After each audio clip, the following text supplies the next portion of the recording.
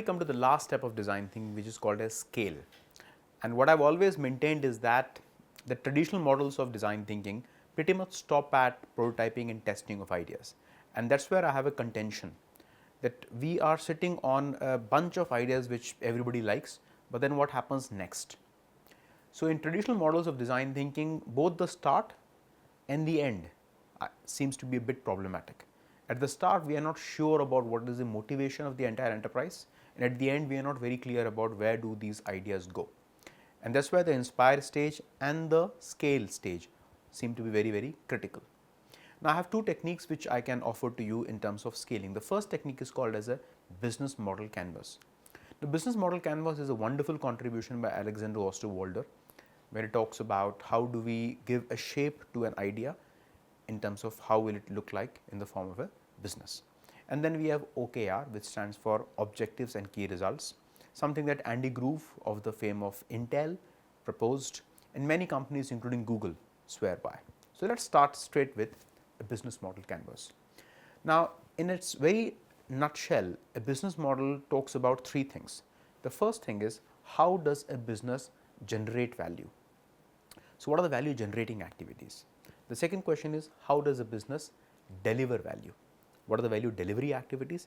And third question is, how does a business appropriate value, which means how does a company make profit? Now, the business model canvas is arranged in the form of a value stream, where you have a bunch of upstream activities, midstream activities and downstream activities. You start any business model canvas with what is your value proposition, in the sense that what is that unique thing that you want like to offer to the marketplace, because minus a value proposition, minus the uniqueness, it is very easy for you to get copied. Now, of course, the uniqueness has to be moving all the time. You can't be unique in its entirety all the time, because somebody anyways will copy you. Maybe you can defer it, but you can't avoid it. So, to start with, what is your value proposition, in the sense that what is it that you can offer uniquely. The second question is, who is your target customer? Now, you can think of your target customer in the form of demographics, psychographics, geography. You can think of the need, the frequency, whether it is B2B, B2C, and a whole gamut of things. When you talk about what is your marketing channel, which is how do you tend to interact with the customer and ensure that the customer is keeping you in their mind. So, that is what is your marketing mechanism. Similarly, you have the sales in the outreach channel, which is, are you omnipresent, are you omni-channel, are you having your own physical store, is it virtually only, do you have a mobile app, do you operate on Play Store, do you have a franchising model, what is the sales model. So, sales, marketing and the consumer is the downstream. The midstream is your value proposition. Let us now talk about the value generating activities, and the two chief value generating activities are your resources and activities. Now, the critical operative here is key resources and key activities. For example, if you are a cafeteria, one of the key resources that we have at the cafeteria is the human resource, the cooks, the serving staff. Another resource that we have is the machinery and the material. The key activity that we have in the staff is cleaning, cooking, serving, billing. These are the very, very key activities. Rest of it can be outsourced in what we call as key partners. So, for example, in the cafeteria, we would have partners who would be bringing grocery, those will be providing the LPG cylinders, those will be helping us with dairy items, those will be possibly helping us with deep cleaning once in a while. So, these are the people who would be partners. At the bottom, you have the value appropriating activities in the form of what are the cost structures which you have and what are the revenue streams.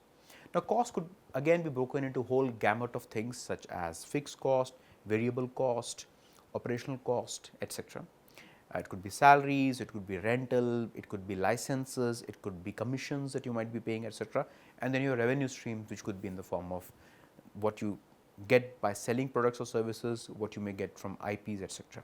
Now, the whole structure of a business model canvas is what I have tried to explain to you in a lot more detail in the video which is available to you at the bottom of the page.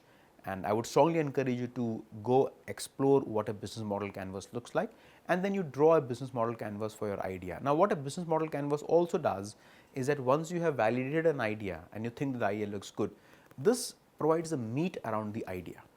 And you will be totally surprised when you start doing it that there are so many questions that you haven't thought about before.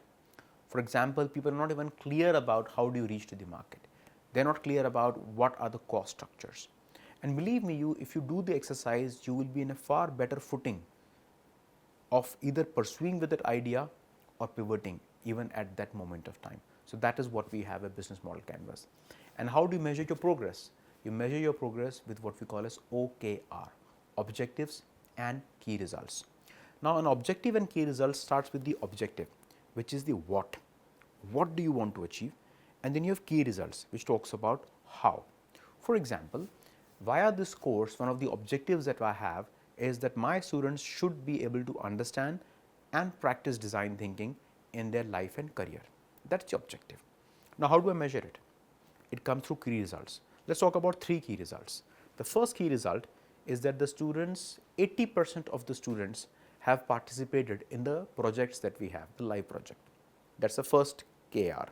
The second KR, the second key result is that 70% of the students should be passing the exam, which is a subjective exam. That is the second key result.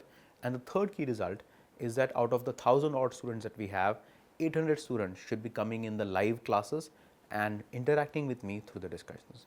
If they do these 3 things, then I will get a confidence that yes, they have understood design thinking. Now, what it does is that it allows you to start putting some sort of a matrix to your ambition, and that is where we go from the world of subjective to objective. And as Peter Drucker very famously said, whatever cannot be measured cannot be managed. And I think as Indians, it is very important that we are able to put some rigor and some discipline to our progress. And believe me, if you really want to be something different, if you want to be something better, it is very important that you start measuring it. For example, you want to lose weight, and if you are really on the expedition of losing weight, the first thing that you need is a weighing scale, correct? If you do not have a weighing scale, you would not even know which direction you are heading to, and that is where OKR is very critical. Suppose you want to lose weight, what is your objective? The objective that you would have is that I need to be able to shed 5 kgs in the next 1 month and maintain this loss for next 1 year. That is your objective. What is the key result? Key result number 1, I will have small diets 5 times a day, tick. Objective number 2, I will avoid any greasy item for the next 1 month, tick. Number 3, I will be walking 10,000 steps every day without fail, tick.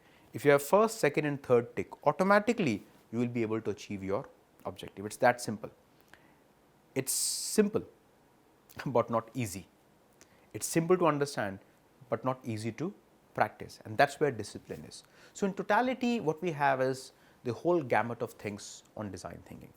Now, one of the questions that would be begging an answer is, can I apply design thinking to more serious thing like my own life or my own career?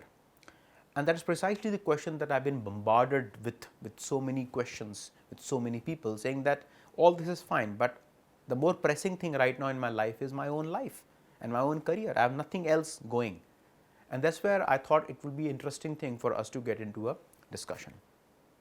So, me with Hamsini, we have done an interview where she has posed some questions to me in terms of how do we apply design thinking to life, to think more clearly, to go about understanding career choices, how does it impact the various industries, and how does one think more clearly in this VUCA world.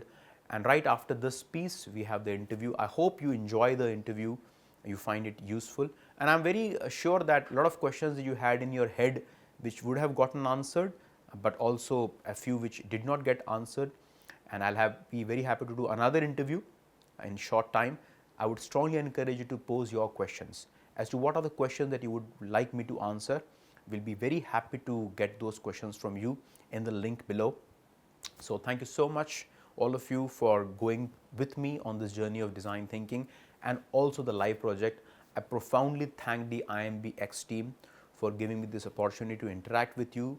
You have no idea what is the kind of effort that the team behind the scene puts in. So whenever you get a chance, do thank them profoundly as much as I do, and maybe in the future I'll see you. Thanks so much. Take care.